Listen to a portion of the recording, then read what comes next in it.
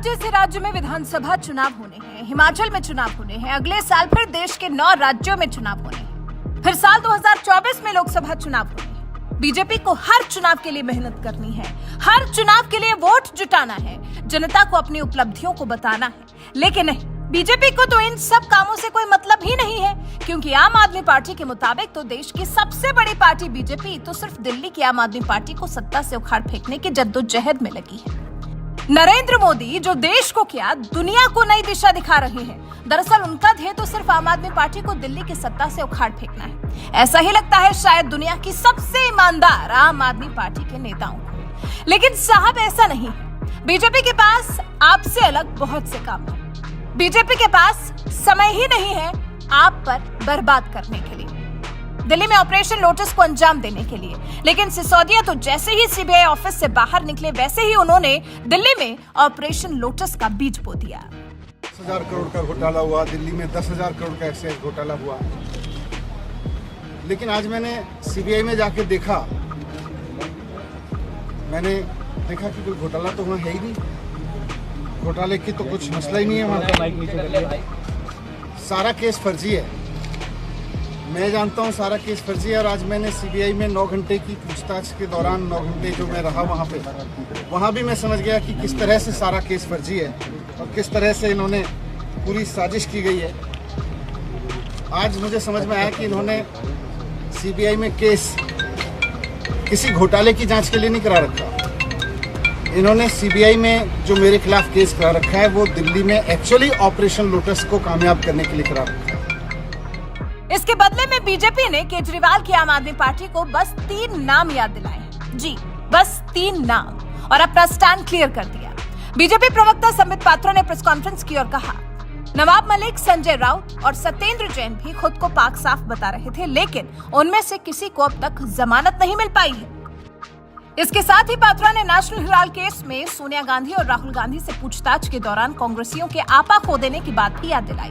उन्होंने कहा, पहले जब नेशनल हेराल्ड केस में कांग्रेस नेता राहुल गांधी को बुलाया गया था तब ठीक इसी प्रकार की नौटंकी कांग्रेस ने की थी। पात्रा ने मनीष सिसोदिया के सीबीआई दफ्तर जाते वक्त तिरंगा लहराने और आप कार्यकर्ताओं के साथ रोड शो जैसा नजारा पेश करने को जश्न भ्रष्टाचार बताया। सुनिए क्या कहना है संबित पात्रा का। आज सुबह से ही ड्रामा और आम आदमी पार्टी की नौटंकी हम सभी टेलीविजन के माध्यम से देख पा रहे हैं। अगर सही मायने में बोला जाए तो कांग्रेस और आम आदमी पार्टी के पापों का जो नौटंकी है वो एक ही किस्म का है। आज जिस प्रकार के जो सीन देखने को मिल रहे हैं आम आदमी पार्टी का, जो ड्रामा देखने को मिल रहा है, आप याद करिए चंद दिनों पहले ठीक इसी प्रकार का दृश्य राहुल गांधी और कांग्रेस पार्टी का देखने को मिल रहा था। जब राहुल गांधी जी को भ्रष्टाचार के मामले में पूछताछ के लिए बुलाया गया था तो ठीक इसी प्रकार कांग्रेस पार्टी नौटंकी करने में लगी थी। इसी प्रकार से कांग्रेस पार्टी प्रदर्शन करने में लगी हुई थी।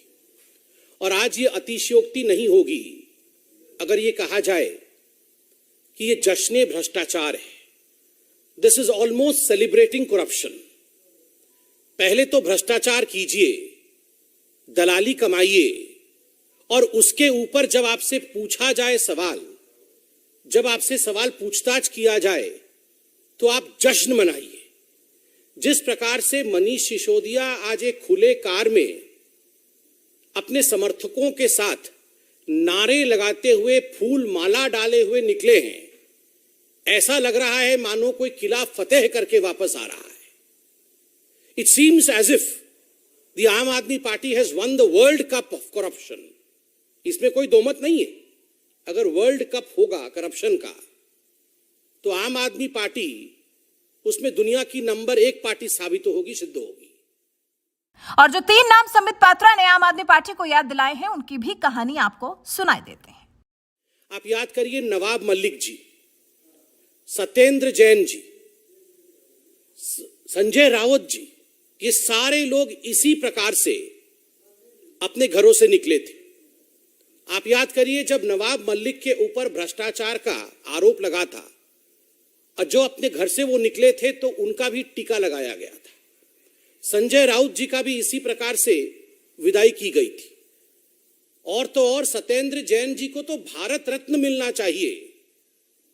इस प्रकार से अरविंद केजरीवाल जी ने उनका स्वागत किया था।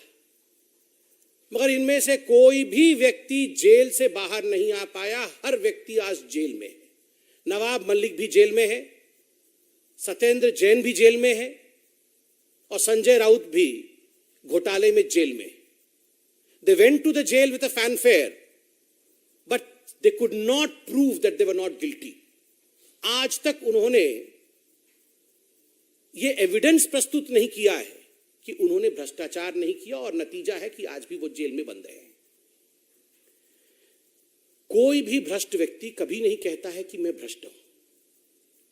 जितने भी भ्रष्ट व्यक्ति हैं दुनिया के, वो कहते हैं मैं तो दूध का धुला हुआ हूं, मैं तो पाक साफ हूं जी। ये तो मेरे ऊपर राजनीतिक दबाव के कारण से झूठे आरोप लगाए गए। और आज आम आदमी पार्टी और मनीष सिसोदिया भी यही कर रहे हैं। मनीष जी, हमने आपसे 6 सवाल पूछे थे। सबसे पहले आम आदमी पार्टी के सत्येंद्र जैन से शुरुआत करते हैं। सत्येंद्र जैन, सीबीआई ने अगस्त 2017 में सत्येंद्र जैन और उनकी पत्नी पूनम जैन समेत कुल 6 आरोपियों के खिलाफ प्राथमिकी दर्ज की थी। सीबीआई ने कहा था 14 फरवरी 2015 से 31 मई 2017 के बीच दिल्ली सरकार में मंत्री के पद पर रहते हुए आय के अज्ञात स्रोतों से अधिक संपत्ति अर्जित की है। ईडी ने उसी एफआईआर के आधार पर अप्रैल महीने में जैन के परिवार और कंपनियों से जुड़ी 4 करोड़ 81 लाख रुपए की संपत्ति अटैच की थी। फिर एजेंसी ने 30 मई को सत्येंद्र जैन को पीएमएलए के तहत गिरफ्तार कर लिया था। उन पर 4 कंपनियों के जरिए पैसे की हेराफेरी करने का आरोप है। इसी केस में ईडी ने 6 जून को सत्येंद्र जैन और उनके सहयोगियों के ठिकानों पर छापेमारी की और 2 करोड़ 85 लाख की नकदी और सोने के 133 सिक्के जब्त किए। इसी तरह से फिर सत्येंद्र जैन के परिवार पर भी शिकंजा कसता चला गया और सत्येंद्र जैन अभी तक सलाखों के पीछे ही हैं। लेकिन केजरीवाल उनको कट्टर ईमानदार बताते हैं और इस सब को बीजेपी की साजिश करार देते हैं। अगला नाम है संजय राउत का। शिवसेना उद्धव बाला साहेब ठाकरे के नेता संजय राउत जब पूछताछ के लिए प्रवर्तन निदेशालय के ऑफिस जा रहे थे, तब उनके घर का नजारा भी कुछ वैसा ही था जैसा कि मनीष सिसोदिया का है। तारीख थी 31 जुलाई 2022। संजय राउत को ईडी ऑफिस जाना था। उनके घर मीडिया का हुजूम उमड़ पड़ा। राउत के घर से निकलने से पहले ही कैमरे पर उनकी मां और पत्नी दिखी। संजय राउत मां से आशीर्वाद लेते दिखे। बाहर निकले तो खुद को जांबाज के रूप में पेश किया। मीडिया के सामने दहाड़ लगाई, बीजेपी को खूब खरी खोटी सुनाई। अगले दिन 1 अगस्त को संजय राउत को गिरफ्तार कर लिया गया। राउत पर मुंबई के गोरेगांव वेस्ट इलाके में मौजूद पात्रा चौल रीडेवलपमेंट प्रोजेक्ट में घोटाले का आरोप है। इस आरोप में अभी तक संजय राउत जेल से बाहर नहीं आ पाए हैं। राउत ने 12 अक्टूबर को जेल में अपनी मां के नाम बड़ी भावुक चिट्ठी भी लिखी थी। नवाब मलिक, महाराष्ट्र में शिवसेना, एनसीपी और कांग्रेस की तत्कालीन महाविकास अघाड़ी सरकार में मंत्री रहे नवाब मलिक को ईडी ने 23 फरवरी को गिरफ्तार कर लिया। उन पर भगौड़े अंडरवर्ल्ड डॉन दाऊद इब्राहिम और उसके साथियों की गतिविधियों से जुड़े मनी लॉन्ड्रिंग का आरोप है। उन्होंने गिरफ्तारी से पहले ट्वीट किया था, मैं झुकेगा नहीं। उस वक्त दक्षिण भारतीय फिल्म पुष्पा का वो डायलॉग काफी मशहूर हुआ था, मैं झुकेगा नहीं। मलिक ने इस ट्वीट में अपनी तस्वीर शेयर की थी। वो दिखाने की भी कोशिश कर रहे थे कि उन्होंने कुछ गलत नहीं किया है और केंद्र सरकार उनके खिलाफ जांच एजेंसियों का दुरुपयोग कर रही है। मलिक फिलहाल न्यायिक हिरासत में है। तीनों ने गड़बड़ कुछ ना कुछ तो की थी, लेकिन दिखाया खुद को पाक साफ ही था। ऐसे ही ईडी और सीबीआई ने इन पर कार्रवाई नहीं की थी। अब यही हाल मनीष सिसोदिया का है।